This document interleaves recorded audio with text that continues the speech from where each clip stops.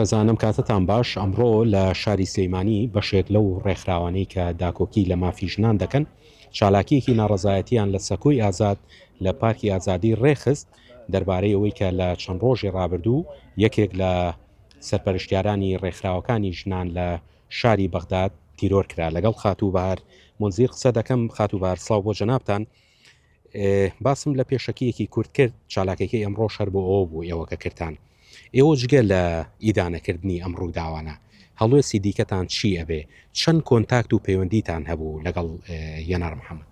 یەکێک بوو بەداخەوە لەو ژنە بوێرانەی کە چەندین لە پرسەکانی ژنانی کار لەسرە کردووە بە کۆیلەکردنی ژنان لەسەر ژنانی ئەزیدی کاری کردووە، بازرگانیکردن بە کچان و ژنانەوە، چەندین ماڵی داڵدەدانی ژنانی دروستە کرد کە ئەو بەڕاستی ئەتوانم بڵێم لە ماوەی کارکردنی دەورێکی یان ڕوبەرێکی گەورەی لە مەساحەی لە مەیدانی کاری ژنانە کاری لەسەر کردووە و جێگەی خۆی کردوێتەوە. باخان پرسیای دووەم ئەوە بوو جگە لە ئیدانەکردن ئێوە هەڵوێستی دیکەتان چی ئەبێت؟